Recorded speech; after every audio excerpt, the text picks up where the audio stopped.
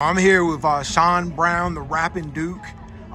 He released the self-titled single, Rapping Duke, the Rapping Duke, in 1984. That was a pretty big song. It became a Billboard charting hit, number 73 on the charts. I guess it started playing like locally on radio stations in San Diego. Exactly, man. You got your homework. It was XHRM 88 on the dial. I started playing in San Diego.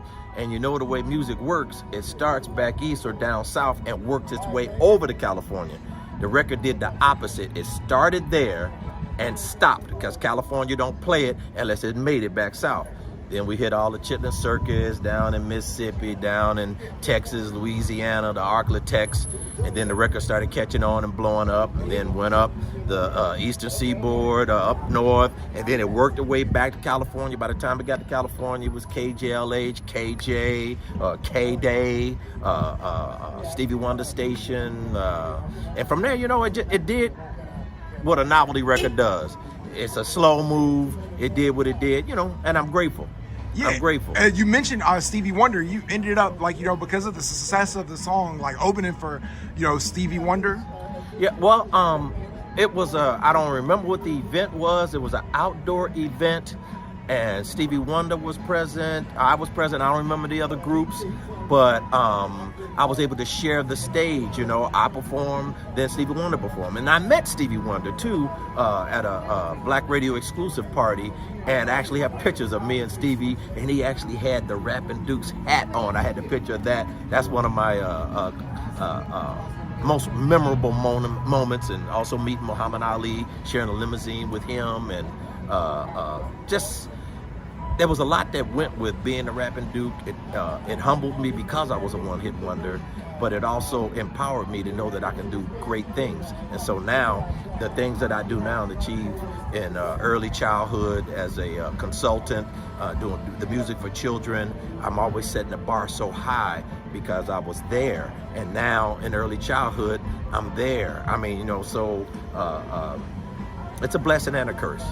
Man, like, you know, I think of, like, you know, I think a lot of people, like, in the younger generations know you from, like, the 1994 song Juicy with Notorious Big, where he, like, references. Remember Rapping Duke, the ha, who'd have thought hip-hop had come this far?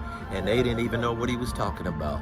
He was talking about me, Pilgrim. Da, da, da. Look it up, Rapping Duke. You'll know. Definitely is a hip-hop classic. Like, you know, the video, you know, talked about a lot of different, like, social issues. Like, you know, how did you decide to shoot the video like that? Well, I didn't decide at all. It was the record company that I was with, a small label that came up with the idea and the concept, and we just ran with it. I had little to no input in the video other than doing, you know, silly stuff like trying to moonwalk or on roller skates, something like that. But yeah, it was just a concept video. Okay, so, like, you know, talk a little bit more about, like, what you're doing today, because you said you do, like, education and music.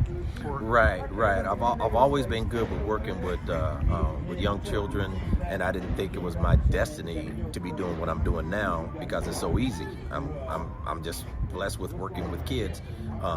So I started a program doing music, puppetry, and storytelling for children and different childcare centers, and it took off. Then I was doing it all over the city of Atlanta, and then I had to hire somebody because people wanted that program. It was called the Super Fun Show. And from there, I started learning about professional development. Professional development teachers got to be certified yearly with, you know, first aid, behavior management, just different things. And so I went and touched on the subjects that I'm versed in, which is using music for certain things. And so then I started doing children's CDs. Next thing you know, I'm doing keynote presentations. And so now I've had my own company now for 20 years, and we do pretty good in the early childhood space. And I feel like I've only scratched the surface, but I love what I do. Man, I love what I do. That's empowering, and, you know, you definitely have a hip-hop classic under your belt. Thank you so much for taking the time to speak with me. Oh man, not a problem.